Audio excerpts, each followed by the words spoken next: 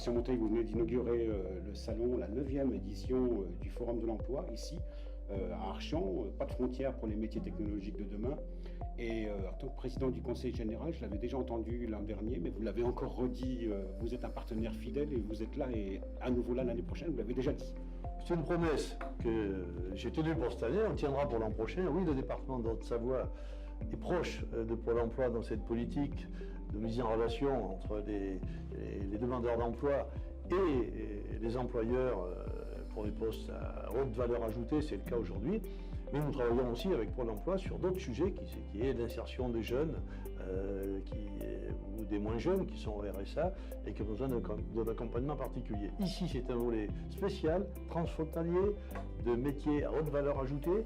Et il faut que l'activité qui fait que nous avons moins de 7% de demandeurs d'emploi en Haute-Savoie actuellement puisse se poursuivre, y compris avec la Suisse dont on a besoin autant qu'elle a besoin de nous. Alors vous l'avez dit, ce sont de la haute technologie, donc ça fait les valeurs de cette manifestation, orientation sur les hautes technologies, sur des secteurs économiques porteurs d'avenir ici dans cette région. Tout à fait, on a parlé numérique, technologie, on a parlé haute valeur ajoutée, les gens vont obtenir des rendez-vous auprès d'employeurs potentiels, c'est un fait assez extraordinaire.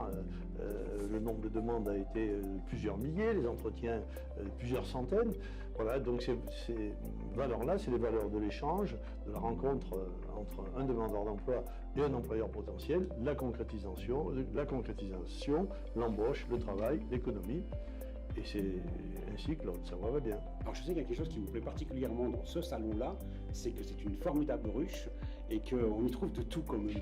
C'est une ruche, il suffit de déambuler quelques instants pour trouver des hommes, des femmes, des jeunes, des moins jeunes, avec l'œil pétillant pour certains, soucieux pour d'autres, des chefs d'entreprise qui sont là, qui sont sûrs de ce qu'ils proposent, qui ont leurs arguments. Voilà, chacun est à sa place, ça bouge, et tout est organisé, tout est préparé. C'est pas un salon où on va accueillir 3000 personnes sans aucun objectif, ni aucune préparation. Non, c'est préparé, c'est méthodique, c'est organisé, et donc forcément c'est efficace. Ah, pour terminer, donc 50 employeurs qui recrutent, 700 postes je crois, sur ces marchés haute technologie, et particulièrement des CDI, ça c'est important.